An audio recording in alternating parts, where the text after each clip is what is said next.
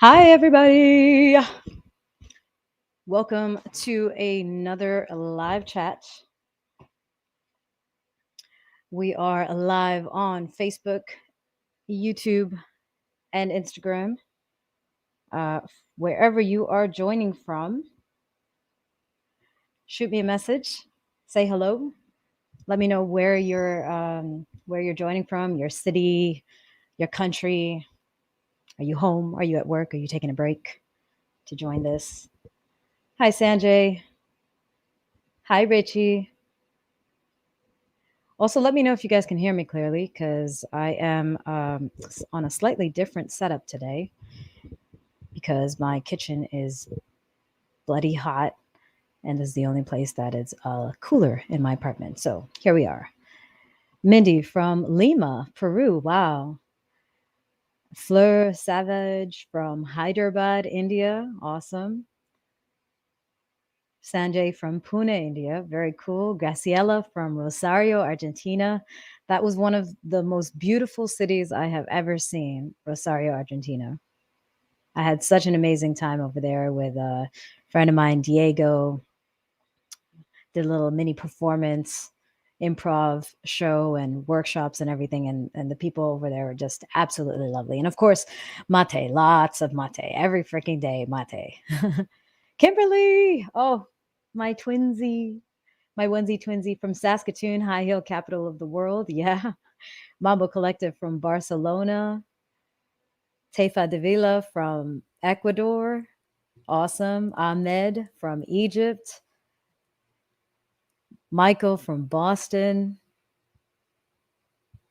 Yeah, throw where you're in because this is like I said, every time I do one of these live chats, one of my favorite things is to see where everybody is joining from and to see how international our community is. I mean, I know it is obviously because I've seen much of the world as a result of dance and travel, but it's always nice to see you guys again. Wade from Queens, New York, and exactly on your break. Yes, I appreciate you maneuvering your schedule so that you could join today. Patai, I'm probably sure on Instagram, you guys don't have the names. You have all these like nicknames. So I know I'm saying them wrong. And I know it's not your name, but I'm just going to say your handle instead. So Patayri from Germany. All right. Who else do we have here? Yes, Ahmed, I got you. Lehigh Valley Salsa Social. Are you guys from New Jersey? I can't remember. Is Lehigh a school in New Jersey or a city in New Jersey? Not sure. Richie's having a walk. All right, Richie, you can have a lot of your questions answered probably today. Kave from Azerbaijan, if you're still out there. Janice from Sacramento. William from Honolulu, fixing breakfast. Ah, you're up early. Emmanuel from Louisville, Kentucky, but lives in Radcliffe, Kentucky.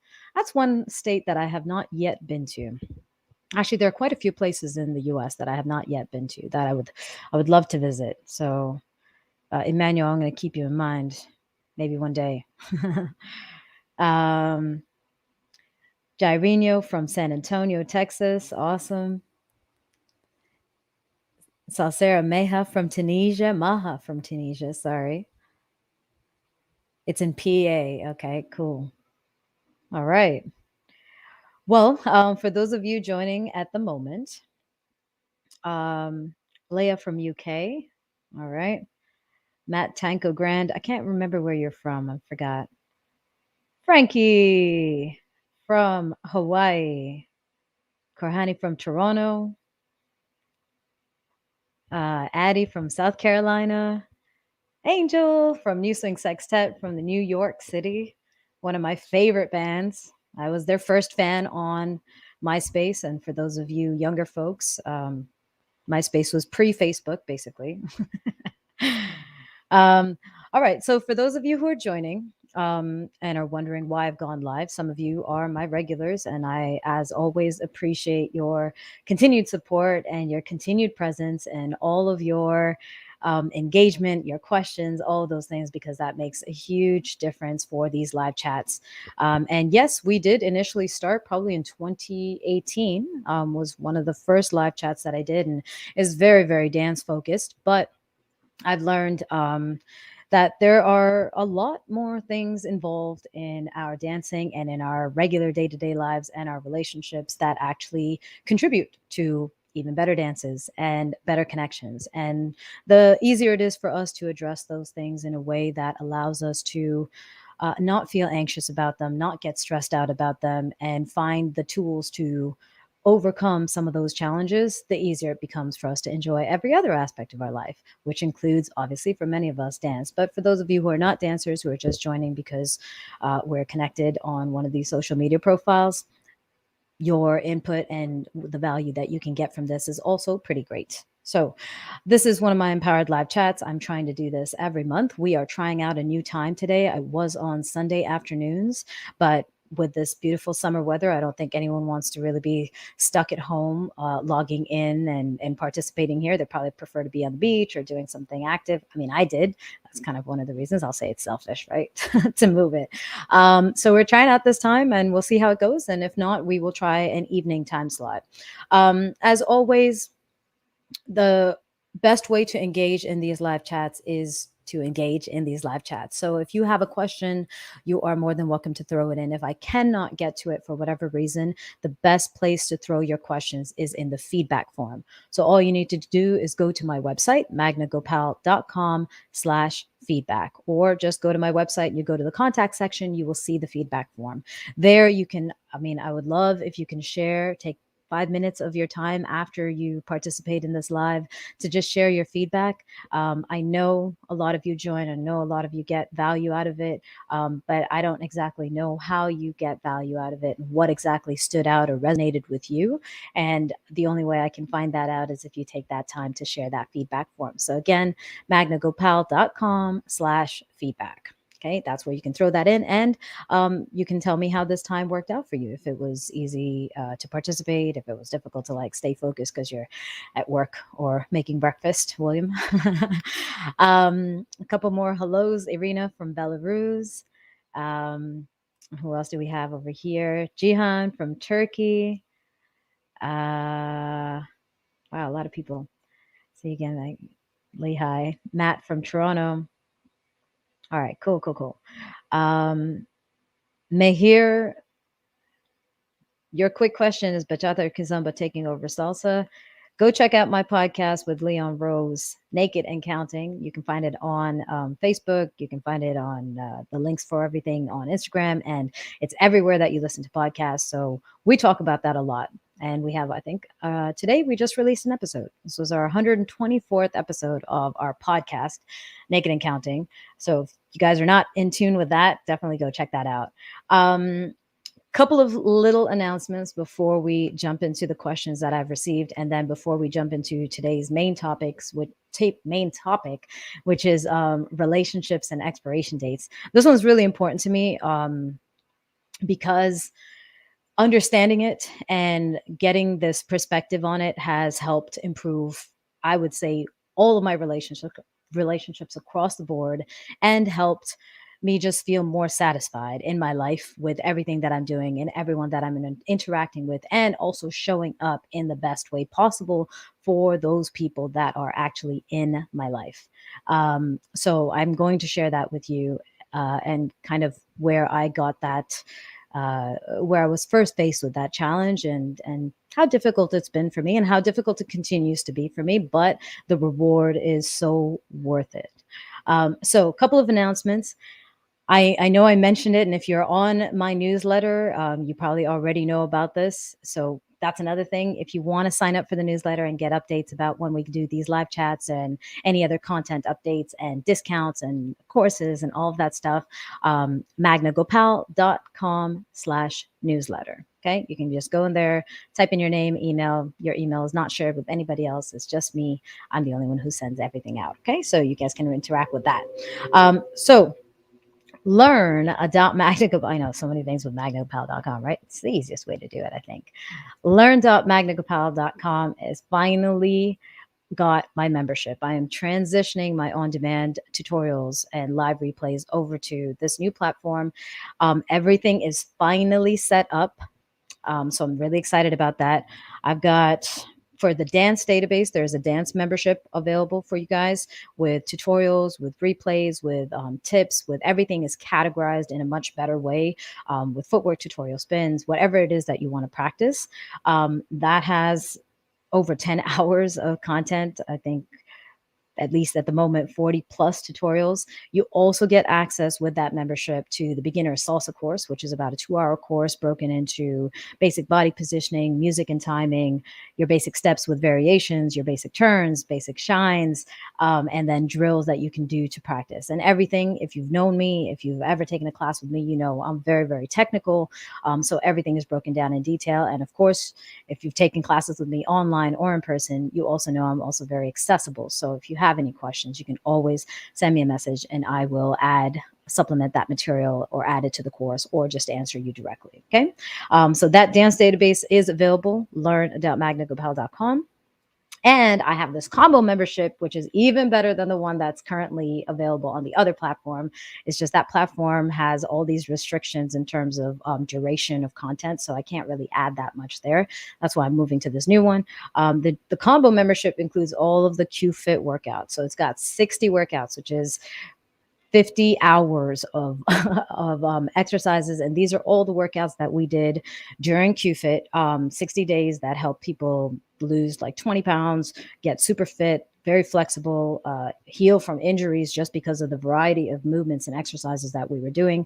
Those are all going to be available. And if you get that combo membership, you get an additional meditation, yoga meditations and readings, and you get the QFit bonuses, which is all of these exercises that I keep on creating because I'm always challenging myself and trying to see what my body is capable of, but also my PT things. When I get injured, if I'm trying to heal my injury, I go through a bunch of creative and explorative exercises to figure out what exactly is wrong with my body and how I can improve it. So those things will be added regularly. So there's new content added to both of those memberships on a regular basis.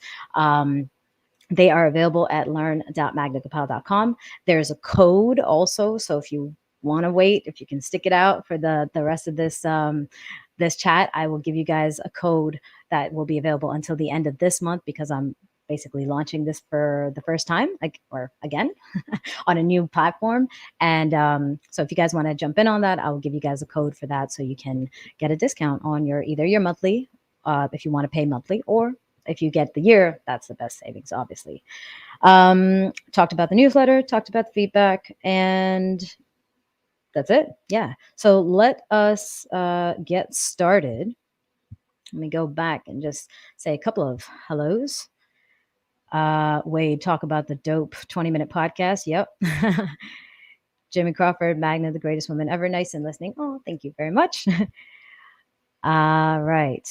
Danny from Belgium. Okay.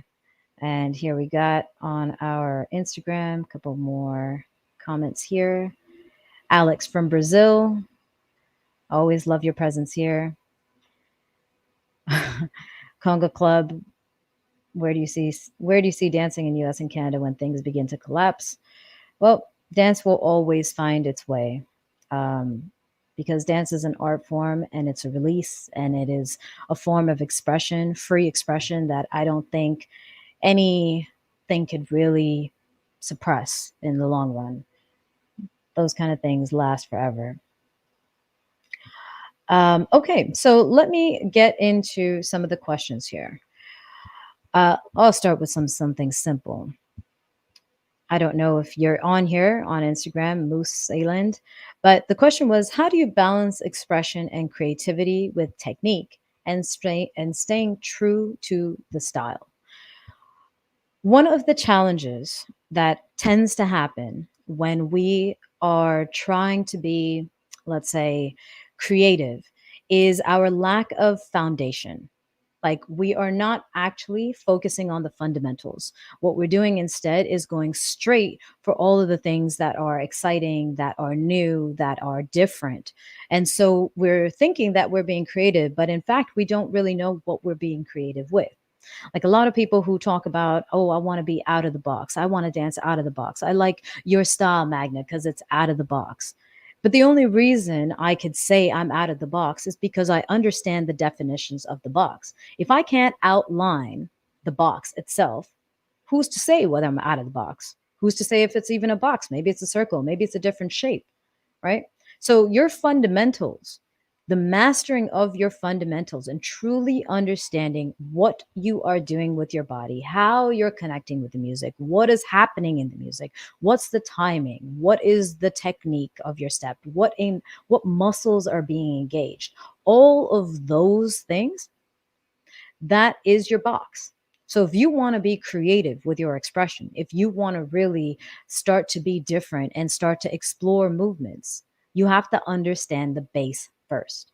If you don't understand the base, you are just doing whatever, and you're not going to have the capacity to replicate that or to understand its significance and its connection to the tradition or to the actual dance as it's been created so far.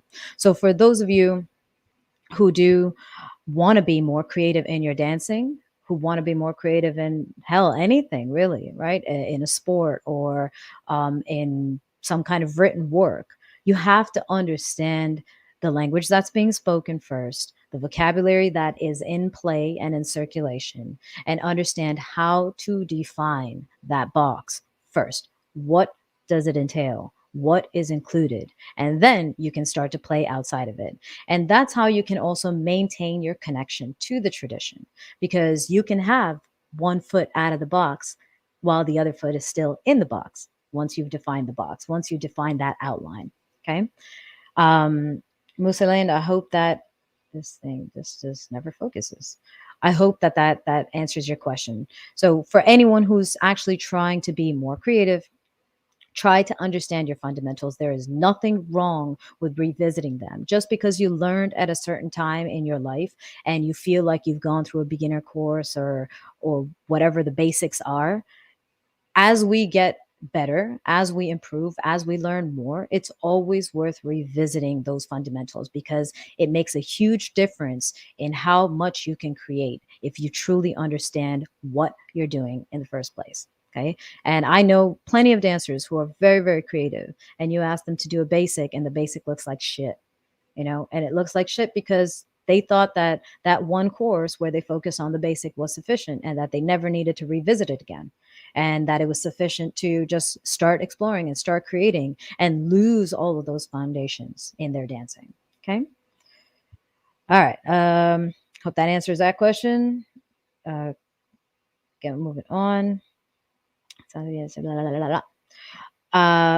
asked, I've been dancing salsa since 2004, couple of years longer than I have. Do you think the salsa scene style and people has changed since you've been dancing? What has gotten better? What has gotten worse? Your English is perfectly fine. No need to apologize.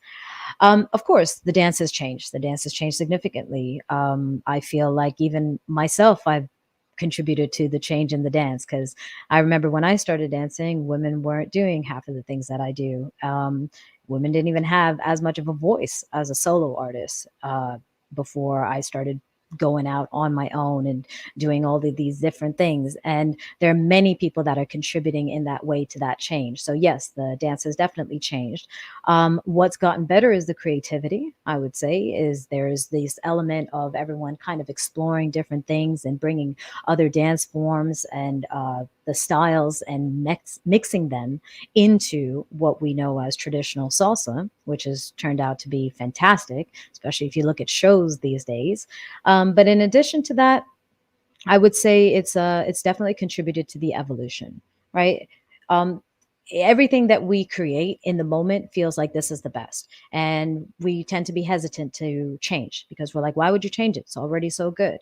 But it's that curiosity and that question that we ask, that I always tend to ask, which is, what if? What if we tried something different? What if we didn't have this very strict rule that the lead is dictating everything that's happening? What if the follower inserts something, right? And it's those moments that allow this dance to evolve to a different place and allows the connection to evolve to a different place, really, right? As for what's gotten worse, I would say personally that the focus used to be very, very strongly on the social aspect. There was so much social dancing happening all the time, all the performers, all the artists, all of the teachers, they were always out social dancing. And I think with the not the advent, but with the increase in performance teams, um, the focus starts to be more on the performances. It's not to say that these people don't enjoy the social dancing anymore, but when all you're doing is training, it becomes hard to find that energy to go and say, okay, I've been dancing Monday to Friday, training with these teams for 5 hours every night and teaching classes and all of these things. And then on the weekend, when I go out, I kind of just want to talk to people. I don't want to dance anymore. Right. So that's where I would say maybe it's gotten a little bit worse, perhaps. Thank you for that question. Hope that answered it. It asks, some of the dancers out there after reaching an advanced or super advanced level tend to be arrogant and don't dance with anyone else unless they're an instructor or a superstar.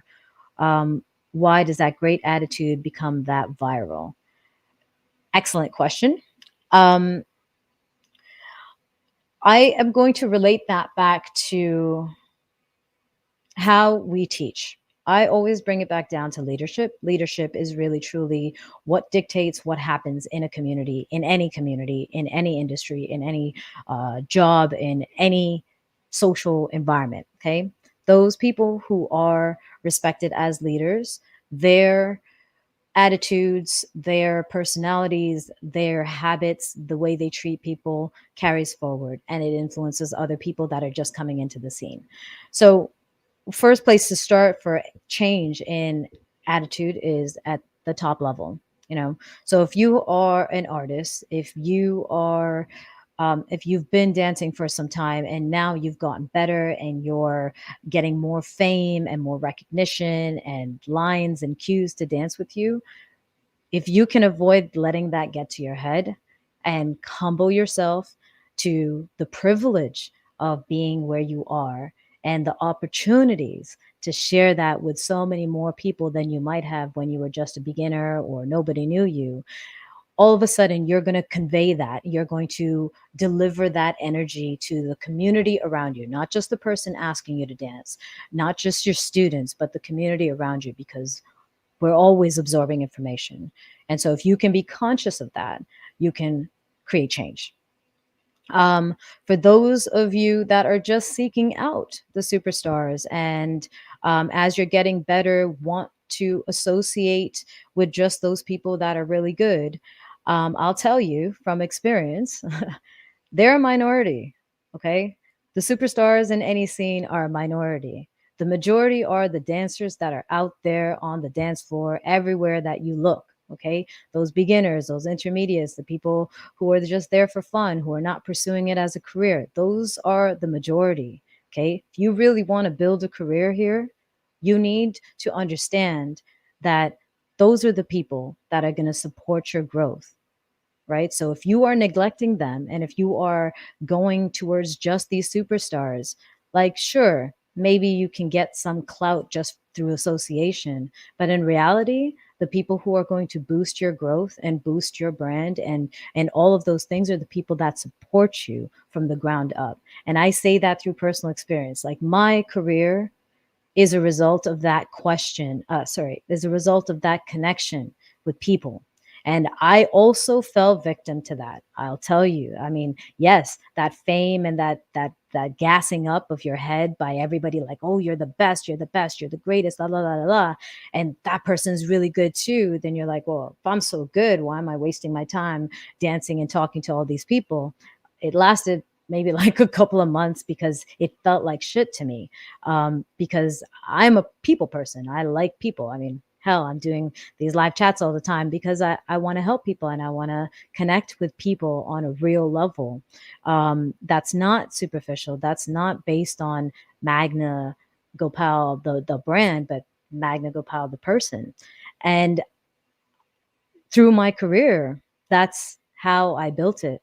I was not placed into events because I was close with other artists or because of organizers who I befriended. I got placed into events because of the people in those dance communities that were like, I love how she dances. I like how much fun she has no matter who she's dancing with. I want to dance with her. Can you please bring her here? Okay. So for those of you artists who are especially just starting out, but also for those of you who've been in the game for some time, check yourself every so often, because vigilance is the most important characteristic in maintaining brand integrity. Okay. And if I'm talking about myself as a brand, not just as a human being, but also in that sense, your character is everything. Okay. And you have to be vigilant, because, yes, all of those things can be very appealing. And it's very easy to kind of drift off into la la land and forget how your actions and your words are affecting the people around you, especially the people who are truly the ones who are supporting your growth and your career. Okay. So, for all of you artists out there, up and coming especially, take a check, stop and reflect, like, why are you here? You know, is it for the fame? Is it just for everyone to sit there and be like, oh my god, you're here? Or is it to help people? Is it to create a positive energy wherever you're around? Is it to support their growth? Is it to show them what's capable and what's possible, and that you're willing to step side by side, hand in hand with them? Okay. Hope that answered your question, Ahmed. All right. Moving on. I'm getting so many comments on the Facebook and in the YouTube, so I'm going to just shift over from our Instagram over to this side. 100% truth. Love this. Okay, thank you. All right. Just also, I don't think I mentioned that we are live on YouTube, Facebook, and Instagram. So if you see me kind of talking, there's nobody else here, and there's nobody else sitting here, obviously, on my desk. Okay, so I'm talking to my phone and then my computer. Okay, moving on. Let's see. And Ronald, I see you. Don't worry, I got you. I do have your answers as well for today. Michael said, dance has helped me out so much because it built my confidence up so much. My wife says she has not seen me this excited in a long time. It helps me be a better husband and a father. That's beautiful. And it's helped all aspects of my life, including meeting one of my best friends. Fantastic. You're going to Fort Myers. I would recommend you look up Neri Garcia. He's in Naples and Fort Myers. He teaches out there, and he also organizes events and socials and workshops and stuff, and brings in guest artists. He would be the perfect person, and he's amazing. Okay. Jimmy Crawford. Never met. Forget my first time meeting you in 2009, The Hague, with Mario, seeing you dance. Your energy and musicality was out of this world. Thank you. Appreciate that. Wade, love that question. Perfect answer. Sometimes creativity feels like a comfort zone from the challenge that brings the mastering of the foundation. Indeed. All right. Wow, today is going to be a long one. I don't know how long you guys are taking your break from, but I put aside like a good amount of time for today's, even though I always say it's going to be 30 minutes. It always ends up being at least an hour. But yeah. Okay. Oscar, what do you think of the chinchilla central philosophy? I don't even know what you're talking about there. Wade, having many professionals around like yourself, active and present, I can't say it's going to get worse. The positive overlaps the negative. Appreciate that. Thank you. Addie, great question and answer. Glad you enjoyed it. The babies don't have that smile. Oh, okay. So, Jimmy, I'm going to answer your question, and then Ronald, I'm going to get to yours. Okay. Jimmy said, I miss the smile on people's faces when they dance. With what I see is that beginners don't have that smile while dancing. Here in the Netherlands, seeing it a lot. Why is that? My deal is to enjoy. Um, when you're starting out, there are a couple of stages, right? That kind of you have to go through. The first stage, I would say, and I'm going to speak from my own experience, but also kind of what I've observed in other people. The first stage is just pure enjoyment, pure excitement, right? Because you're just so excited that you're out there, you're dancing. You don't even care if you're on time, or you don't care if you're doing it right, if you're breaking somebody's arm, if you're breaking your own arm, you don't care. I was in that phase for sure. That's where I started. And that was where I was probably the most annoying person, because I was just asking everybody. I didn't care. Somebody said later. I was like, what does later sound like? 10 minutes? Okay, I'll be back in 10 minutes. Let me set a timer and reminder. And I just go back. If they said later again, I'd come back in another 10 minutes. I was super excited. Then the next phase for me was, all right, well, I'm having fun. but I feel like I need to know more to have more fun.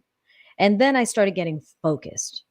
And when I started getting focused, now I'm one of those people who finds the fun in learning in pretty much everything. I really enjoy it. And so even when I'm learning and I'm trying to absorb the information and process the information in that moment, I'm usually still having fun. It's very rare to see me looking stressed out. Um, so, but for most people, that stage of okay, now I got to focus usually changes everything, right? Like just think about it yourself. If you're focusing on something, what is your face like when you're focused? Do you look like this? Probably not. You're like right, your brows furrow, your eyes narrow, everything gets to this point. So it's natural that beginners might not have that big smile while they're dancing because they're so focused on getting to this next stage of enjoyment. Okay, now what you can do as instructors, I would say, is not just teach the technique, not just teach those things, but constantly bring that reminder back. If you're teaching a class and you're saying, all right, guys, let's do this, let's go through this pattern that we just learned, and everyone's doing it, and you're like, okay, music is on. Hey, don't forget to smile, right? Just those little cues allow people to realize what they're doing, that the fact that they aren't actually smiling, right? They're so focused. They want to smile. They're not trying to look miserable or super concentrated. They want to have fun. That's why they joined the dance. That's why they started learning it in the first place. But in those moments of focus, it's hard to understand what else is actually happening in their body, in their facial expressions. So, as instructors, as leaders, as guides in those moments, in those dance classes, in that community, you can just quickly call attention to that. Hey, don't forget to smile, guys. Okay. So, like, for example, when I do my spins workshop and I talk about spotting and I talk about the intensity with which you want to be focused so that you can get a nice clean spot. Every time, and this every time, and I say it every single time to my students. It doesn't matter if it's the same student because again, you don't even realize what just reactively creating when you start to get focused. People's eyes before they're about to spin kind of get like there's all this tension. Their eyes widen, and I'm like, okay, just so you know, this is what you look like. And all of a sudden, everyone's laughing and boom, relaxed, and they do it again, and the eyes are not as wide. But they keep on getting there, right? Just because that's not what we're paying attention to. We're paying attention to the technique, the timing. Where's my body position? What am I supposed to look at? What are my muscles supposed to feel like? Like, even as I'm listing this list to you guys, you can see how my face is changing as I'm trying to think about all of those things, right? So you just have to bring that to attention to get people to also think about the smile. Okay. Um, Hope that helped, Jimmy. Okay, so before I get to more of the stuff here on YouTube and Facebook, I would like to address Ronald, one of my friends from DC. Oh, Alexei also in here from Brazil. Nacho from Florida now. I think he was in New York before. Um, Also, again, please, if you're just joining now, don't forget to leave a comment, say where you're from. I'll give you a little shout out. Again, the international community here is one of my favorite things to indulge in. So, Ronald, um, my friend in DC who's got a dance group, had asked, well, let's see. So, he's got a dance team, and it's about finding the strength in those dancers to feel more comfortable. They have doubts and they're about to debut and they have doubts of how much they know, and he feels like they already know the choreography, but it's about finding their confidence and being comfortable with it.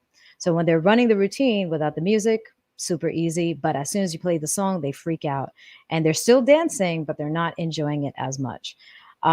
And what he's been doing was telling them to push, and they end up doing the opposite, and they are not as mentally strong. And he's trying to understand how to get into their heads. Okay. Now, if you've got a dance team, maybe you've experienced this before. I don't have regular dance teams, but I have choreographed teams before. And I can understand that pressure, and I can understand the nerves that come into play. So there are a couple of things that I would recommend for getting people to feel more comfortable. One, with the music, is when we break things down, we tend to break things down slow, right? That's how we understand it. It gives us time to process that information. When we are doing it with the music tends to be quite bloody fast, right? It's very difficult to adapt what we were learning to account to the music. Even when we count, even when we're trying to count quickly, we can often not count at the speed with which the music is actually playing and the speed with which we need to accommodate and adapt our movements to the music. So, simple thing, get an app on your phone or on your computer that allows you to slow down the music to different increments so that you can start to dance to the music at the same tempo as your count. Once the group feels comfortable, you can increase that slowly. And you can slowly increase that without ever actually telling them, okay? Because when you play a song, and I've done this many times in my workshops, I'll play a song and I'm like, okay, this is what we're going to be dancing to. And it sounds fast. And the students are like, what the? Like, I am not going to be able to dance to that. And then we'll start and we'll do it slowly. And I'll never really tell them that we're dancing at 80% or 100%. I'll just be at 80, and then I'll increase that the next time we do it again to the music. I'll increase it to 83. And then before you know it, we're doing it at 100%. It is oftentimes what blocks us from learning or blocks us from execution is the fear based on the thought. It's not necessarily our inability to do something. It's that kind of anxiousness and that anticipation of hearing something that sounds really fast when in reality we can move to it. But the best way to introduce them to it is to gradually take them through it. Okay. And you can do that with an app. The other thing that you can do when you're going through choreographies, there's another fear that comes into play as a performer when it is a group choreography, especially solo performances. I'll tell you, there's one perk to that, which is if I screw up, the only person who knows is me. And so as long as I play it off, I can keep on going. But as soon as you have a couple or a team, there's this added pressure of I don't want to let the group down. I don't want to let my partner down. I don't want to mess up this entire routine for everybody. Okay? So it's not just me messing up for myself, but it's now me messing up and ruining it for everyone else. Okay? So one other thing that you can an approach that you can take when it comes to training this is don't train your routine from beginning to end always. Okay? Yes, that's important. But train different sections. So play a song from a certain break or just before it and see if your students, your team members, your performers can pick that up. Because the comfort with knowing where you are at any point in the song gives you more comfort in understanding that you know all of it. Okay. For me, all of my routines, I this is one of the reasons why I choreographed them the way they did, including my partner shows, including my group routines. I choreographed them very specifically to the music because for me, when I hear the song and you can play it anywhere in that song, I know exactly what's being done because the movement is so connected to the music. So there's that element of getting them to understand where they are at different parts of the music without the sequence of the choreography, right? It makes it a lot easier the more musical your routine is, the movements to the actual music, because then the cue is very clear. It's not a count. The problem with a lot of shows that are just count based, right, and overlaid on any song and just increased in speed to match the tempo of the song, the problem is that you don't have any clear identification of where you are in the music other than the breaks, right? Other than the big moments that are clear and clearly audible, and that you can then say, oh, yeah, that's where we go boom and we dip the girl or something like that. Okay. So the more you can choreograph to the music, specifically, the easier it becomes to identify where you are at any point. And it becomes easier to remember it in that sense and also break it into parts and come in wherever you want to come in. Okay, so you could try that with your routine, your group as well. You could actually have the couple, maybe a couple starts. Let's say you have four couples, break up your routine into four parts, play your song, have one couple start from the beginning, right? And dance for 30 seconds, and then have the other couple come in and pick up where these people like pick up on those last parts, and then continue for another 30 seconds and have another couple come in. Like the way we drill, we do everything so fixed that the pressure becomes to do it fixed. And we don't understand the many different ways that we can absorb, adapt, and process and make information our own. So, the more ways that you actually approach the content, right, the information, the easier it becomes to retrieve it when it's necessary. Okay. Um, Third, approach to dancing with teams and training is simulate the environment within which they're actually going to be performing, right? Most of the time when we practice, we are practicing in a studio space, understandably so, right? We're practicing, but the entire team is practicing. All right, we're all facing the mirror or facing the wall, whatever that is, to avoid looking like we have that mirror as a reference, but we're all practicing at the same time. So, one of the ways to get your team more comfortable with performing for an audience is create an audience. So, have one couple out of your four couples perform the entire routine and have the rest of them sit there and watch them as an audience, not just sit there and watch them like, on their phone. No, as an audience, get them to pay attention, get them to smile, get them to cheer, get them to send that energy that you are going to get when you're actually on a stage performing for a real audience. And that way they can start to get comfortable with eyes on them, right? They can start to get comfortable with making eye contact. They can get comfortable with smiling in response to someone in the audience smiling and not losing their shit and not forgetting everything. Okay.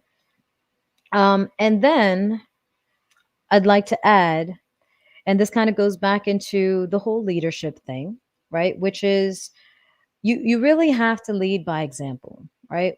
It's hard for us as performers, as artists, as instructors to demand something of people that we don't actually present ourselves. Okay. It's easy for me to explain the importance of smiling, right? The importance of engaging the lightness of your being to help you feel more comfortable and more relaxed. And I can prove that because I do that all the time, right? But there are a lot of people who are managing groups, who are managing students, who are teaching classes, who are training and choreographing and all that stuff. And they're sitting there saying, guys, you need to smile, you need to have fun. But when I see those people perform, the people that are teaching, they're not smiling, right? Like they look super stressed out. They're really focused, right? I mean, how are you expecting anyone to do something and follow your steps when your steps are one way and your words are another, right? So understand what you're doing because there's something that you're teaching very consciously and intentionally, your routine, whatever it is in class, and there's a bunch of other stuff that you are providing an information that's subconscious that is also being processed. And if you are not aware of what you're putting out there subconsciously, then you are not really truly in charge of what your students are getting, the information that they're downloading from you. So, Ronald, my friend, okay, um, you when you're dancing, right, there's this, sometimes you're super focused, right? I have to, when I dance with my friend, he's a beautiful dancer, he's so much fun, but I have to usually do something silly to get you to crack a smile. Okay, so if those smiles are not coming out naturally from you and you're so advanced and you feel so comfortable with what you're doing, it's going to be really difficult for you to just say, hey, smile and enjoy yourself to your students, because what they see is, well, actually, we're learning from him. He's really good and he doesn't smile. So why would I? Right? If I want to be good, then I'm going to emulate everything about my instructor and everything about my coach. So be mindful of that because there is a lot that we do, that we're presenting an information subconsciously that is affecting and sometimes, unfortunately, blocking the actual things that we're teaching from being absorbed. Okay. All right. Hello, Camilo. Felipe from San Francisco. A couple more people in the house. Don't forget to say hi and where you're from. I'm going to get to a couple more points here. I just want to scroll through. Nachos, Argentina, New York, and Florida. My bad. Okay. Uh, Ronald, I hope that helped. I hope some of your performers are here as well. And if they ever have any questions, just tell them to send me a DM, okay? And I'll be glad to help out a little bit more if I can. I'm sure your debut is going to be awesome. Okay, going back to Facebook and YouTube. Okay, let's see. Oh wow, and we have a whole bunch of block.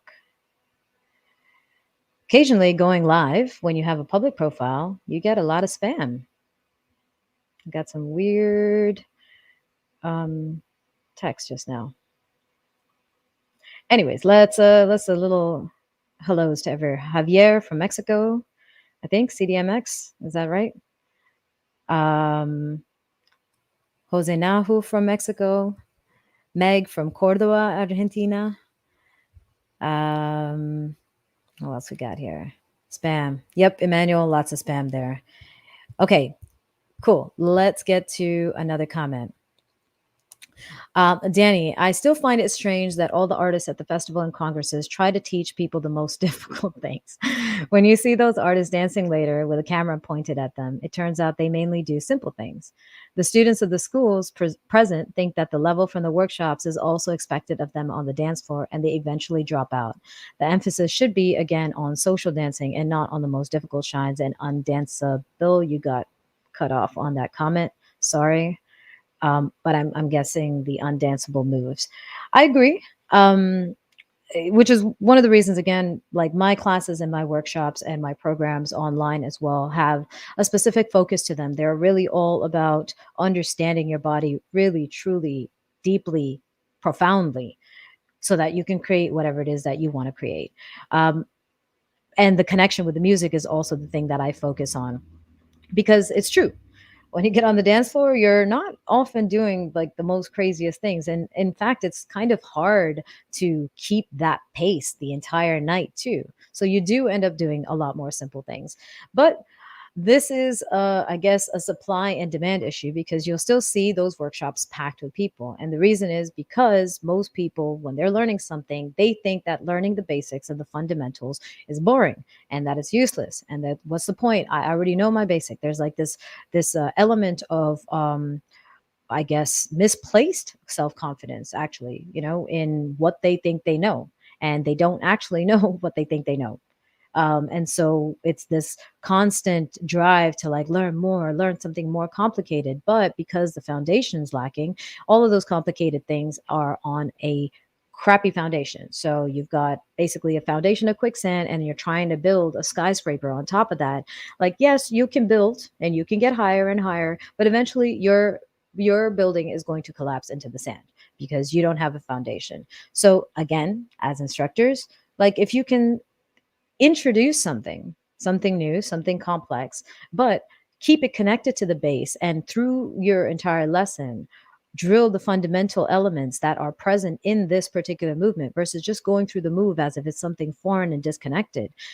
Like what I would do, let's say if I'm creating something that's some kind of footwork, right? Something complicated. I'll always talk about how we step. Where do our toes point? Why do they point the direction that they point? Why are we stepping the way that we're pointing? What muscles are we engaging in our body while we're doing this step? That way, they're still taking away a lot of fundamental awareness lessons and techniques that they can apply to everything that they're doing, in addition to the slightly more complicated movement. Okay. Kind of address that, Danny, I hope. All right. Let's see. 3 moves the whole time. Oh, sounds like this might do. Okay. So they're together in this. Okay. All right. Well, let's get into our topic for today. I know it's going to be a long one. You can always find this replay on YouTube. So if we do finish or if we do get cut off here on Instagram, I can't remember what their length, the duration is for that. But if we do get a cut off, you can always go back and watch it. If you're just here on a break and you have to go back to work or get on with your day, if you're in beautiful Hawaii and your breakfast is now finished, you can also go and check out the replay on YouTube later. Okay. Myra from Manila. Hi. John Kelly, do you think you'll ever come to Holland to perform? I'd love to come to Holland to teach, but performing, I think I'm done with the performance stuff. It's a lot of stress that goes into performing on stage for just 3 minutes. The amount of training, rehearsals, like watching what you eat, making sure you're in the right shape for your costume and fit in the same way that you did before for just 3 minutes on stage. I feel like I put in my years. I think it's like 2 decades of doing that. So maybe not to perform, but maybe to dance or teach. All right. So let's move on to some of the questions that we got related to this topic. So, relationships and expiration dates. What does that mean? When I think about relationships, and this applies to every relationship, okay? This applies to your romantic relationships, it applies to your friendships, it applies to co working relationships, cohabiting relationships, familial relationships, every single type of relationship I believe has an expiration date. Now, what is an expiration date? An expiration date either is something where your relationship goes sour, okay, and it's no longer good or healthy, or um, it ends, right? And it can end because you've drifted apart or because somebody dies. Okay, so basically, even those relationships that last forever don't last forever because somebody died, and one person probably died before the other person. So that relationship itself, as it is, ended. Okay, so that is what I mean by expiration dates. Now, it is a challenge, okay, to actually put an end to a relationship because of how we view it, how we define it, and how we invest into it, and what we believe the failure of that relationship entails for our own sense of self, self worth, our value, and our identity. Um, if we go into romantic relationships, and this was something that one of the questions that I had gotten was how does one move on from a relationship where the effort is lopsided, but attachment keeps us in? And most of the time in these situations of attachment, it's a question of asking, like, what are you attached to exactly? Right? Like, the difficulty is very rarely in moving on, isn't like related to the actual attachment to the person as much as it is the fear of change or the fear of failure or the fear of starting all over again and the fear of failing again, right? So in my past, speaking from, let's say, romantic relationships, I know that I have stayed around in relationships long past their expiration dates. You know, I knew it wasn't healthy. It was no longer bringing anything of value into my life. It wasn't contributing to my emotional well being anymore. But because I had invested all of this time into it, I felt like losing it or giving up on it or ending it would be giving up on it, and giving up on it would be giving up on myself. And was almost this element of like, I feel like a failure because that relationship ended, right? And in those moments, what is worth revisiting and remembering is how often you've actually been in the exact same place before. Right? Heartbreak is the perfect one to revisit because every time we are in romantic relationships where it's not working and we feel that pain and we feel that anticipation that it is going to end because it's just really not sustainable anymore, right? We feel this immense loss, like upcoming loss, and we're scared to confront it. And the truth is that That person in my life has not been there for the duration of my life. Actually, they're a small percentage of the years that I've been on this planet and the things that I've gone through. And that person is also not the first relationship that I've had, right?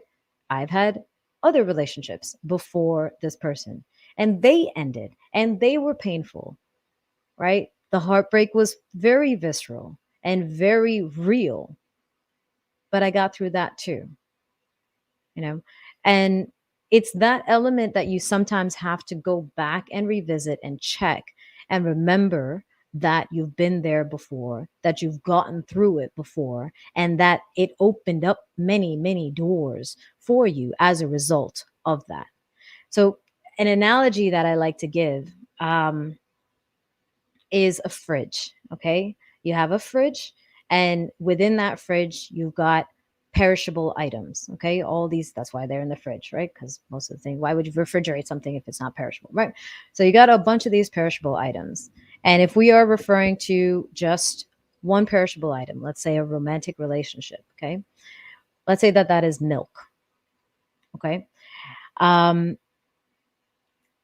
when you get that milk, there's an expiration date on that.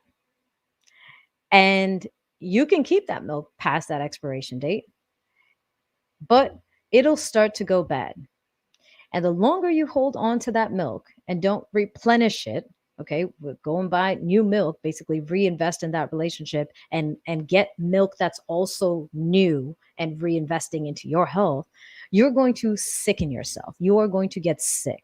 It's only going to contribute to negativity in your body, in your soul, in your health, in your mind, right?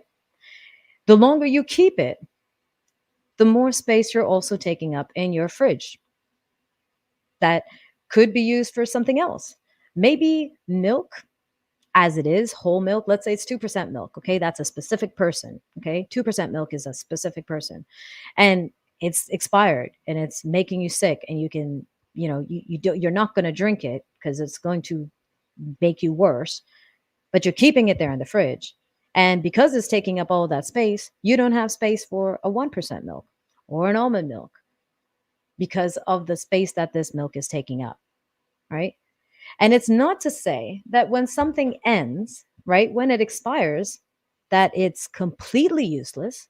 Because I know there's recipes that I'm falling away here with my rolling chair. I know there are recipes that use a little bit of sour milk to create something different, right? So there's an opportunity for you to transform that into something else, but you can no longer consume it expecting the milk that you purchased. So I would say one of the ways to look at the relationships that we have in our lives is to approach it with that idea of an expiration date. You can renew it, right? So let's say it has expired, okay, and you're saying, okay, it's getting bad. It's no longer providing me with the things that I want. You could try to renew it, go and see if there's milk available, and immediately like toss that one out and bring milk back again, right? That's where both parties are equally invested in a healthy relationship, right? That's possible. And you can keep on doing that forever and ever until milk no longer is produced. All right. That's the day that person dies. Okay.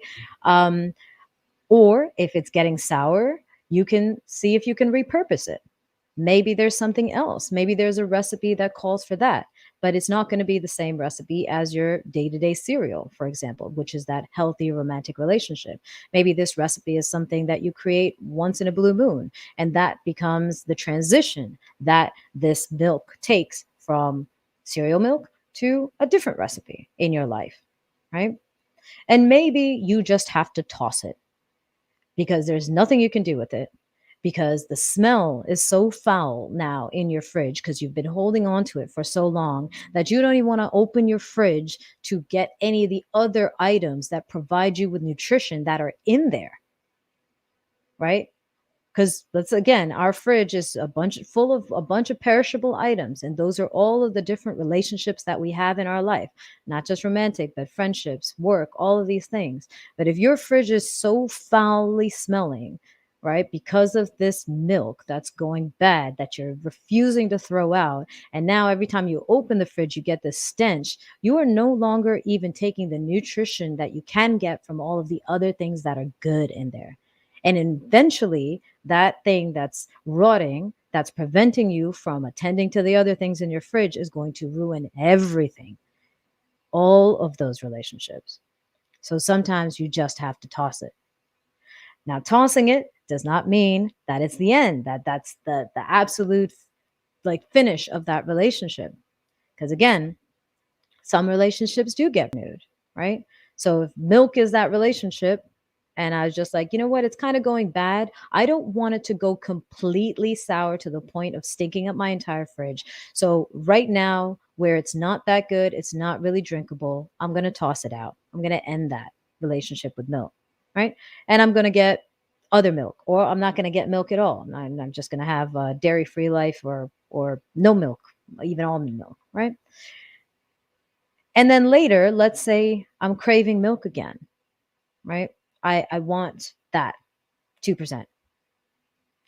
Well, it's possible to have it again, but it needs to be available on the shelf. So that's the other element of pursuit and kind of getting this connection with someone, right? Is saying, okay, I would like to have this again in my life. And you go to the grocery store and you see if it's available. And if it's not on the shelf, well, then it's not available to you anymore. And that's where we have to further let go of that connection that we have, right? I know. So for some people who don't drink milk, I know that maybe is not, but I just feel like milk, regular milk, whole milk just goes bad so quickly. This is just a perfect analogy for an expiration date, right? um, all right. So let me add a couple of other questions that I got pertaining to this. So, what are some of the mistakes? This is from Wade. What are some of the mistakes you see that we make towards meeting new people that lead us to a bad relationship with them? And this is a really, really great one, which is there are two parts to this. It's our expectations and the commitment style. And if you are out of focus, back in focus, our expectations and our commitment styles. I've been guilty of this many times, and this is usually where I've experienced the greatest disappointment in my relationships, friendships, and romantic relationships, is my expectation based on my commitment style, which was not actually in alignment with the other person's commitment style. What do I mean by that? There are some people I had to find it, and I can't remember what list I had written out, but they're like different styles of commitment. So one would be, for example, um, a style of commitment that's based on convenience, right? The people that you interact with at an event or at a social or wherever you are, that's kind of convenient. You just happen to be there. That person happens to be next to you. Maybe you're on the train. It's just convenient, right? You're talking with that person, or circumstantial rather. That would be more of a circumstantial relationship and connection. Then you have kind of cohabitated relationships where you are next to that person, and that's why you build a relationship. And that could be someone that you live with, it could be a roommate, it could be family members who you probably don't talk to once you move out, but while you're there, that's the relationship that builds up. Or it could be people in an office setting, right? Whatever community that you belong to, right? So you're kind of forced to be around them, and that creates that relationship. And then there's the convenient one, which I had accidentally put in there before, which was more of the circumstantial one. So the convenient one is just, this is what we happen to be doing. These are the things that we do. And it's easy for me to see you because you happen to be doing the same thing that I do on a regular basis. So maybe it's like gym friendships, or salsa is a great one because of all the people that go out and they are in the socials, at the socials all the time, or taking classes together, right? These are kind of convenient relationships. Um, and then there's, I know I'm missing one. It'll come to me, I hope. Then there's committed relationships. And committed relationships are the ones where you see someone and you say, I like you. I like the things about you.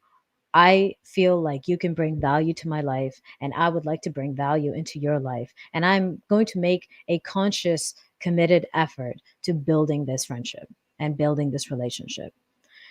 And the challenge tends to be, and this is where the bad relationships, if you want to call it bad, I would just call it maybe not good. The challenge is where one person comes in with commitment and someone else comes in with cohabitation or convenience or circumstantial, right? The person who's committed is going to be expecting a lot more from that relationship because they are planning to invest a lot more into that relationship. The person who's not as committed, who's kind of coming on the basis of convenience and circumstance, is not expecting as much, is perhaps expecting some form of regularity, perhaps, but really they're just kind of there for the moment and there for the fun. And so if you have two people that are on different planes entering that relationship from different styles of commitment, then you're going to have a chance, greater chances of um, unmet expectations, disappointments, and possibly a falling out. So I would say the first step is to understand where you're coming from, right? What are you expecting from this relationship? And then two, to understand where the other person is coming from. And sometimes this is difficult to define and to identify because not all of us really are clear about where we're coming from, right? Let's say casual romantic relationships are a great way to address this. There are people who get into a relationship with somebody and they're like, yeah, yeah, yeah, let's keep it casual, right? I don't want anything serious. But slowly, with more and more time that you spend with that person, all of a sudden feelings develop and things escalate, but not necessarily for both parties involved. One person is developing a greater level of commitment now, and the other person still maintaining casual, right? So but the person who's got that more commitment or that higher commitment rather is still saying, yeah, yeah, yeah, casual. But really deep inside, you feel more committed, you feel more invested, and you feel more disappointed as a result because you're not getting what you're expecting to get from that casual person who's not committed to you, right? So that's tends to be kind of the challenge with the relationships that we get into is not being able to first clearly identify what it is that we're looking for from that relationship, and then not being able to clarify what the other person's looking for because of a failure of communication or also because of a failure of awareness on that other person's part to communicate that or to identify it for themselves, right? So um that would be the greatest challenge when it comes to like relationships and expiration dates in terms of how to kind of keep relationships healthy. Going to another question that I'd gotten, how to mm, so what could be the earliest signs that an expiration date is coming? Is it your moods or triggering some behavior? These things are like self-awareness is key, right? I can't stress that part enough. Self-awareness is key. I will take it back to our analogy with dance, right? To understand healthy, unhealthy, excessive, purely lustful, or just adrenaline based relationships, right? Those are things that are kind of out of the box, right? And you have your healthy relationship, which is in the box. If you have not identified and you cannot clarify what your box is, you never know when you're outside or when you're inside, when you're half inside and half outside. So, the greater your self awareness, the greater your understanding of who you are, what you bring to the table, what you're expecting, what you want in life and from the relationships in your life, and how you are feeling, and what you're reacting to, right? Understanding your triggers, understanding your insecurities and your biases, right? That's your box. But most of us, I'll speak for myself. I'm still a work in progress. I'm still outlining and defining my box, right? But I'm much better at it today than I was 10 years ago, 5 years ago, 2 years ago. And it helps me understand when what I want, these things that are in here, when something is off that, out of that box, when something is clearly not contributing to my health, to my overall health. Yeah. So self-awareness is key. The foundation, the fundamentals, understanding what moves you, what drives you, what triggers you, and why. Like, what are you scared of? Right? Because for me, one of my greatest challenges was kind of failing, right? I mean, I always had that fear of failure, and that fear of failure drove many things in my life. uh Pursuing dance, going after things when I was injured, and still dancing through those injuries, staying in relationships that were clearly not healthy for me, just for the sake of not feeling like I failed at that relationship, or potentially even friendships, right? That were not fruitful for the things that I was pursuing, because of the desire to not lose a friendship, to not lose a cool friendship, right? When I was 16 was the first time I think I experienced that in full force. Was I was friends with all of these cool kids in school. They were like the people that everyone wanted to hang out with. They were like well dressed, good looking, and just charismatic people. But they're also the ones that are skipping school, not really getting good grades, all of these things. And those were my friends. I happened to be friends with them. And I felt really proud of those friendships.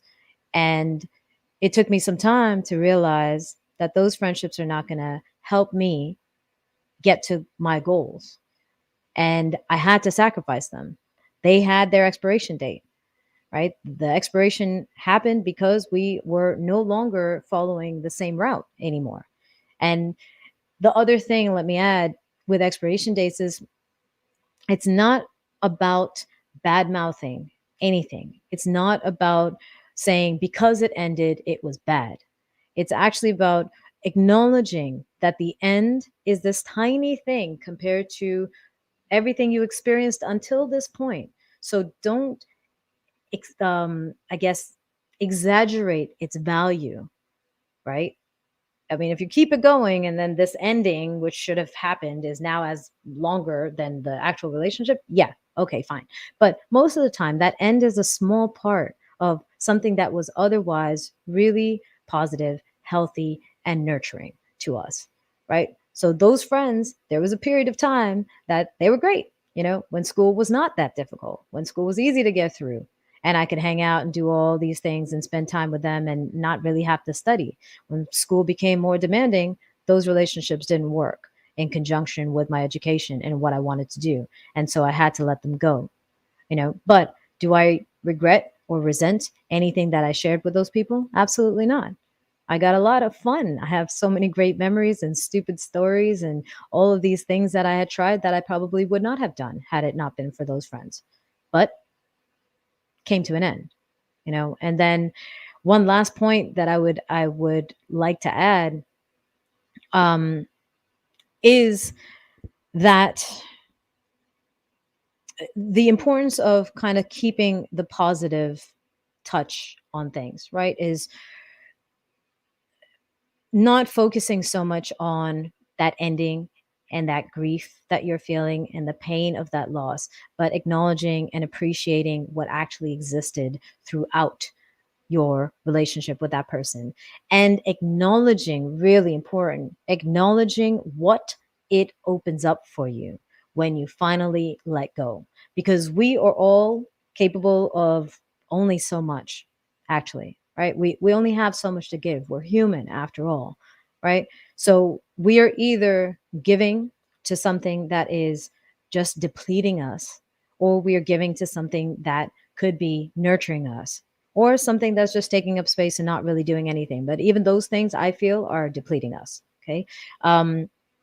So acknowledge that the ending of something is oftentimes the beginning of something else, right? Removing something always is creating space for something else. So instead of focusing on the loss, think about the positive and think about the possible gain that you will get. And I can say with 100% certainty that every one of the relationships that I've had that completely ended or somewhat ended or transitioned into something different, but were difficult to work through when it came to the ending, even if it was either an outright it's over or a slowly, kind of drifting apart with those people, I can tell you for a fact that I'm in a better place as a result of those, right? Maybe I could have been a better place if I was still in them, but who knows? I mean, at the end of the day, am I happy with where I am today? Yes. And why am I here today? Because of all the decisions and choices that I have made up until this day. And some of them were difficult, but they got me here, right?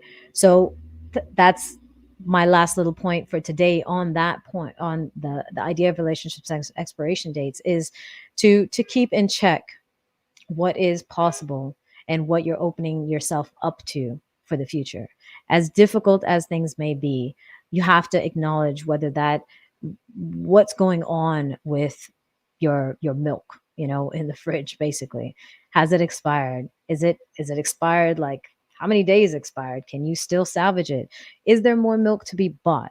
Can you go back to the store and get some more? And if you can't, can you transition this milk that's starting to sour into something different? No, you can't. Well, get rid of it then, because it's taking up space, and it's taking up space in your life, in your energy, in your efforts that could be dedicated to something else instead in your fridge, right? All of this other food that can provide you with nutrition.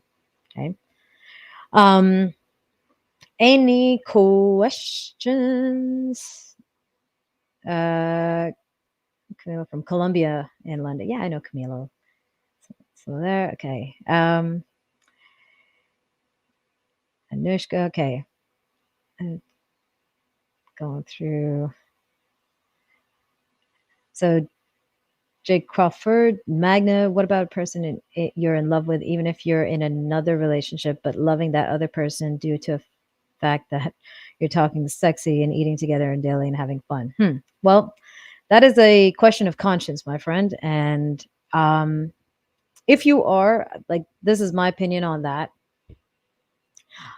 I've, in my past, go like disclosure here, I've been in relationships where I've been cheated on. I've been in relationships where I've done the cheating. Okay.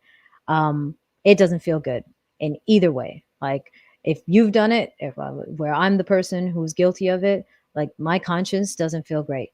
And it's hard for me to give truly to the person that I'm still with, because I feel like I did something wrong. And how can I sit there and say I love you to someone when that's not a display of love, what I just did?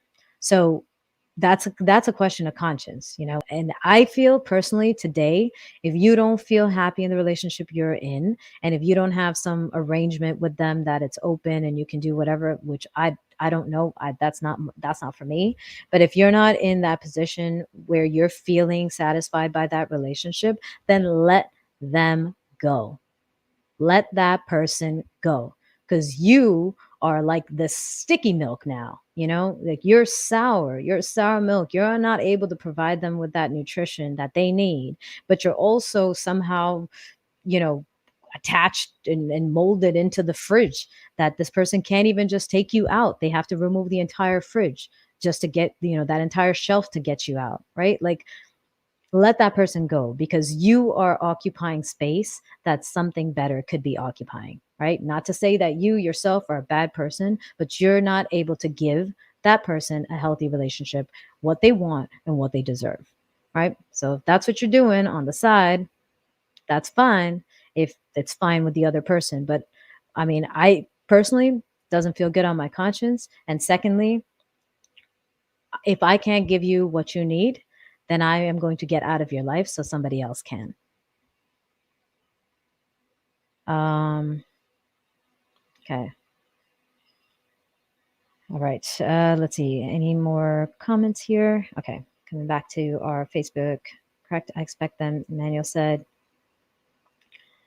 who they are, if the person wants to change for the better or worse, change for the worse, shake it off and keep moving. Just a friend. Um, okay. John Carlos said, to milk or not to milk. um,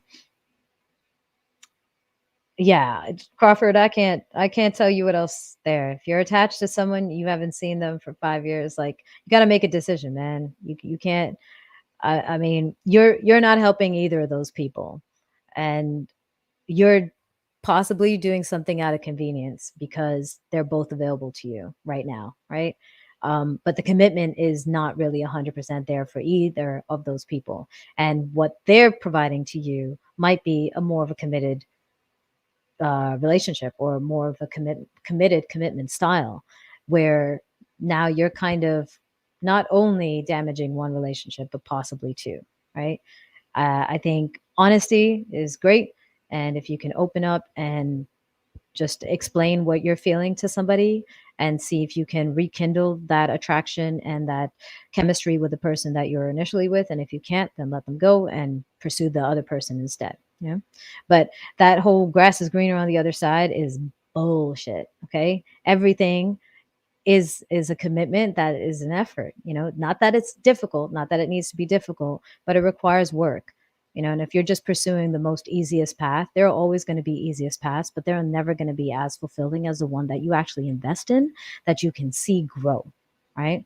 It's like buying flowers in the store versus planting a rose bush, or planting a tree that's going to, buying a peach in the store versus like planting a peach tree. Yeah, it's going to take a lot more effort, but those peaches will like stay there for a long time, you know.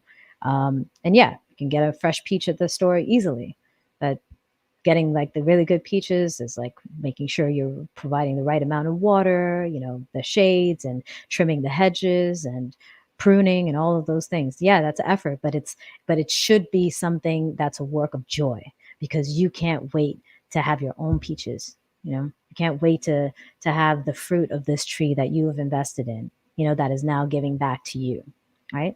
So relationships are the same.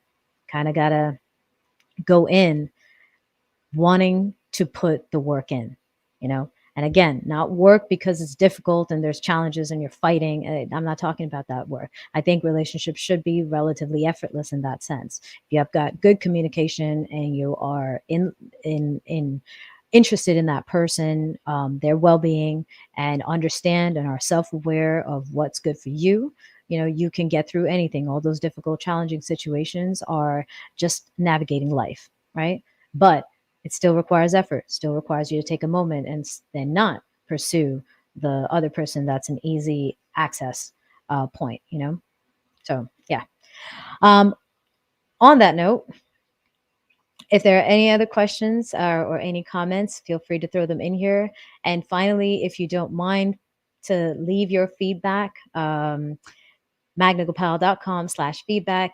If you want to show your support on YouTube and Facebook, you guys, if you go into the description, you can see a buy a coffee link.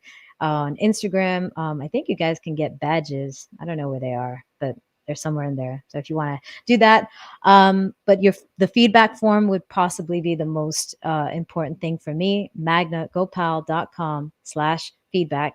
It's a very short form. Just let me know what your thoughts were on today's live chat topic. If there's anything that you gained from it, if there are any other questions that you would like to ask, and I will answer one more question here from Camilo, which is, do you think these relationships can only come with experience and age? I feel that these things we are talking about often don't chime within you when you're not ready to hear them. Well, I don't think it's an experience and age thing, because emotions, I find, have this ability to very quickly bring us down to the same age, right? Um, it doesn't matter how old we are. We get impassioned and heated and lustful, or in a dream world, start to live in our imagination of what we're experiencing.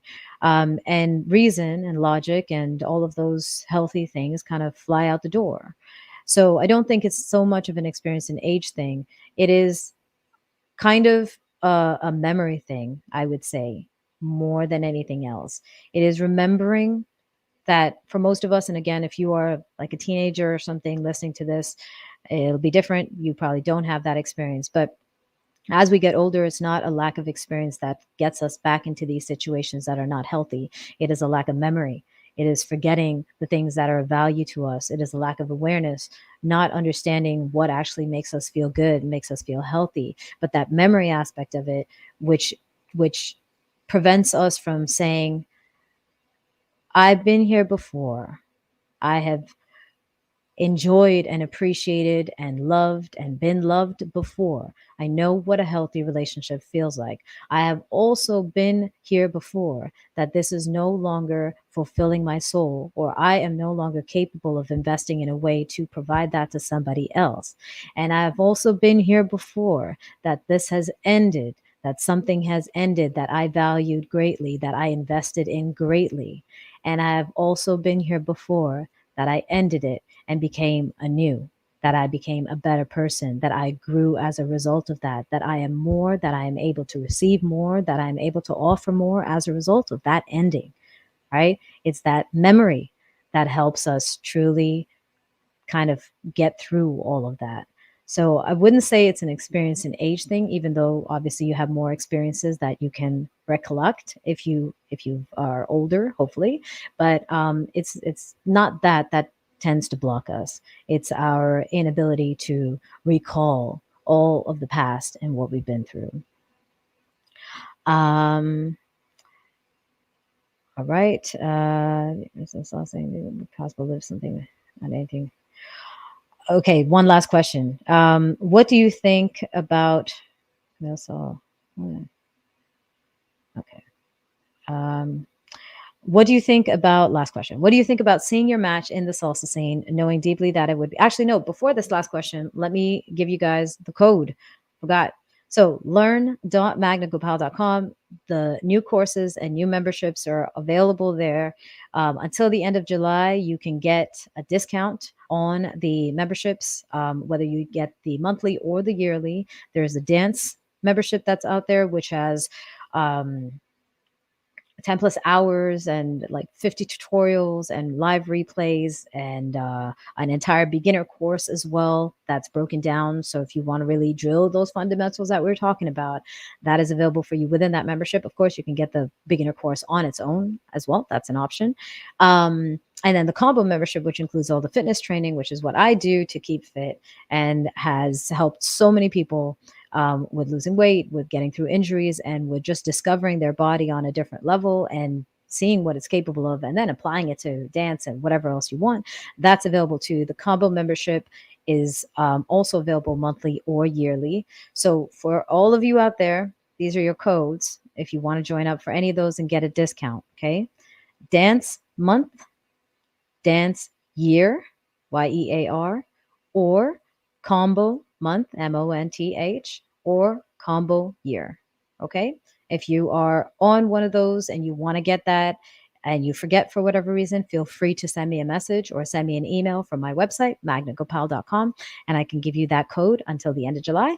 Or if you remember it, dance month for the dance membership, dance year for the dance membership, or combo, COMBO month or combo year for the combo membership for the fitness as well. Okay. Regular stuff is going to be constantly added on there. So, keep an eye open for that. And as always, these platforms, all my online courses, my online memberships and tutorials, they are there and designed to help you to get you to further along in your journey. So if there's something that you want specifically, ask me and I will do my best to add that to that membership. Okay. So last question here, and then we'll pop off.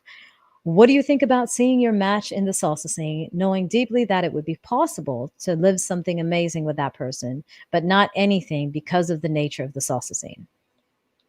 This is a challenge. I have been there.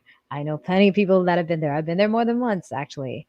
Um, the only thing I can suggest is one, be really, really clear on what you're attracted to.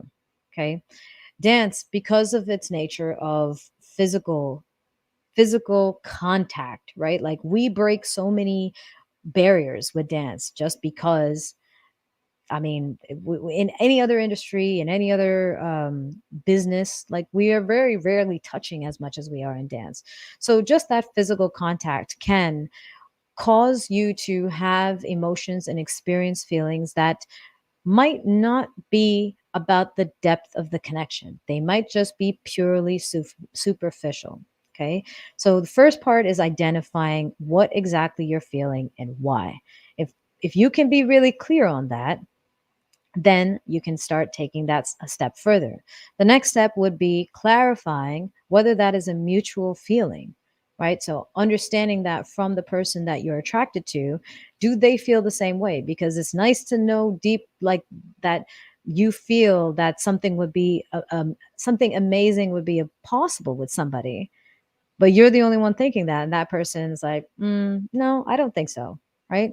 So clarifying that, and then if you're going to clarify it, be aware of people who are opportunistic, because there is a lot of that in the dance scene, and I think it's possible that way because it's so easy to build connections because of that physical contact. And let's just say it's a night of salsa romantica, and all of a sudden you're like, oh my god, I'm fluttering in the air, I'm feeling all of these beautiful feelings, but it's just the music, and it happens to be a nice balmy night, right? But it's not really the people that you're dancing with that you're truly connected to. You just happen to be. It's this collection of stimuli, right?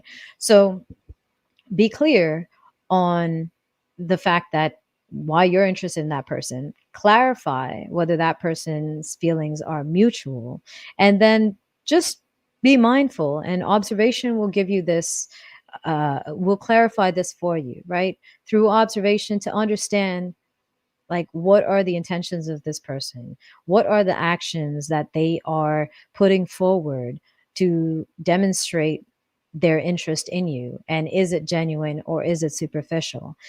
And if it's superficial and you're okay with that, because again, there's nothing wrong with any type of relationship. There are plenty of relationships that are yeah, multiple people with multiple people. That's fine. I'm not judging anything, right? But be clear with whether or not you're okay with that, right?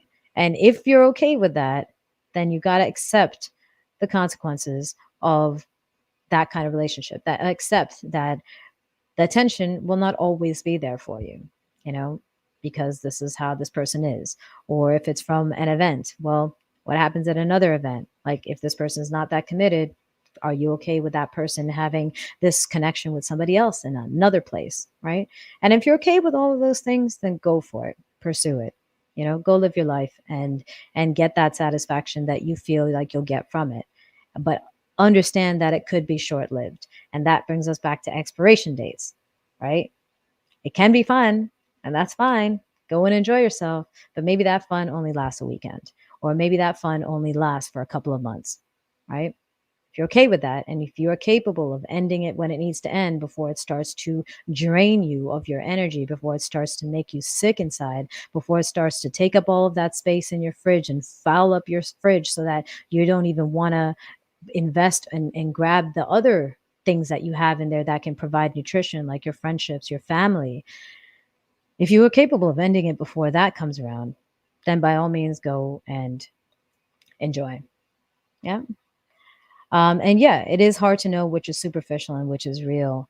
But the easiest way to identify that is to clarify what you feel, what you're thinking, why you're doing the things that you're doing, and your self worth. Like, I'll tell you, the worst decisions I've made. Okay. Again, not to knock the people that I've dated. They're amazing human beings. They just weren't the right people for me. I always felt like I was asking too much from those relationships. But in reality, I was just asking the wrong person, because I know I've asked for all of those things before and I've gotten them before. So it wasn't about asking for too much. It was just asking the right person, right? Someone who is capable and someone who is willing to give those things that I'm asking for, and vice versa. But I'll tell you that the moments where I have lacked self-awareness, like where, it goes in waves. So Camilo, you were saying, is it experience and age? This is why I'm saying it's not, that it can come and go, right? So I had the experience, I had all of this growth and this knowledge, and then again I fell into this pit of like making poor decisions. But the times that I've made those poor decisions were always a result of not being clear on what it is that I wanted, what actually was valuable to me, what how do I define depth in a relationship? What are healthy actions? What are the actions I'm taking? Like, am I too committed? Am I like in this place where I'm obsessed with this relationship or this friendship? Or am I in a healthy commitment? Right? All of those things is when I lacked awareness of those things, is where I made decisions based on that lack of awareness. And almost every time, not to say that it was bad, it was just that the expiration dates on those items was much, much sooner than I thought. And in reality, I kind of knew that going in. In retrospect, I 100% knew that the expiration dates on those things were like buying fruit, not buying a can of tuna, you know? So just something to keep in mind when you're thinking about superficiality and real depth. It's very rare that it's about the other person. It's almost always about us and how well we've defined what's important to us, what we are willing to bring to a table, what we want placed on that table, and more importantly, what will we do when that's not what's on the table? What is the decision that we're going to make? Are we just going to commit ourselves to the fact that, well, we're here now, might as well? Or are we going to respect ourselves and say, no, this is not what I signed up for. This is not what I want. And I'm okay with saying goodbye to this and waiting, right? And if you can't be comfortable in your own skin, you're going to constantly be meeting and filling your life with people who are getting what they want, but at the expense of you not getting any of the things that you need. Yeah. Okay. With that, I knew it was going to be a long one today. Thank you to all of you who have stuck it out with me today. I hope you enjoyed it. Yes, we have been here for an hour and 40 minutes now, and I'm pretty sure that it started coming out right off the bat with all of these things. Aristocrats just said, these words cannot be coming at a better time, just compassionately separated from a wonderful person because it wasn't the right fit. I'm glad to hear that. Yeah, compassionately separated is a very beautiful term to use for those relationships that have not completely soured everything, where you have to throw out your whole fridge because that stench, is is in there from these things that have expired. Again, please, if you can, take a minute, magnagopal.com/feedback. Please, please, please. It's like 3 to 5 minutes of your time, maybe even less. Just go check that out. Leave a comment. Let me know your feedback on today's particular session, this topic. Aristocrats, I would love for that to be in that feedback form, and would love to understand what exactly about today made this come at such a good time. And for all of you, thank you for showing up. Thank you for sticking around. I know some of you have been here from the very beginning, so that was a long stretch. Irina, thank you very much for sticking around too, and for all of your questions in the past. And yeah, we will be doing our next. I feel like today is not a bad time, and usually we won't be going for this long. But our next live chat will be on a Wednesday at 12 p.m. for now. We'll test this out one more time, see how it goes. Again, if you want to be up to date with all of these, I do post them on my social media, so you can just hit like, subscribe on my YouTube channel or Facebook or Instagram. YouTube is the best place to do it because that's really where all of the long form content goes. Also, it's very easy to search. But if you want to be updated via email, I do send out a newsletter about once a month or so. You can go to magnagopal.com/newsletter, or you could just go to my website and there's a form there that you can just put in your first name and your email address, and I will add you to my list and keep you posted. Again, I do not share those email addresses with anybody else, so you can feel comfortable and secure that that's not what's going to happen. I'm really the only one who sends out those messages, and yeah, that is about it. 1:40 a.m. Oh my. Wow. Thank you for sticking it out, Myra. Appreciate it. Um, Mary or May, thank you. Thank you. Thank you to all of you. I look forward to our next topic. I'm not sure what we'll talk about, but again, fill out that feedback form. Let me know what you want to go into.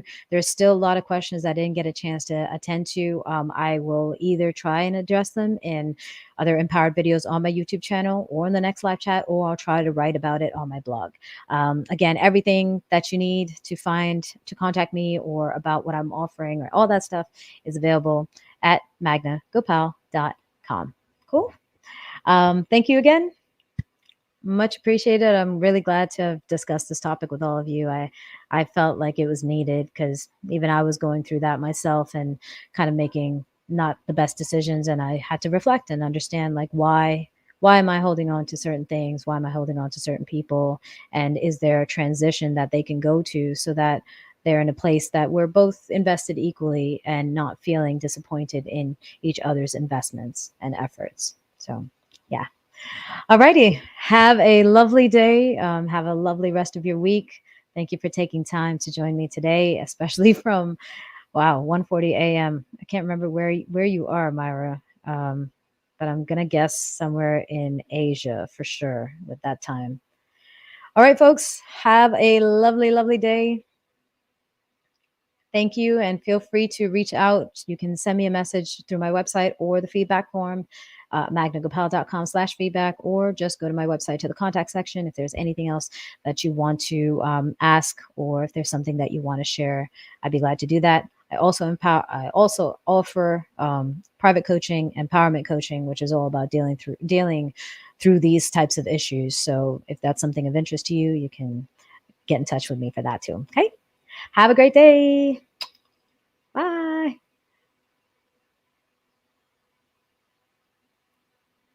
Okay. Bye, everybody.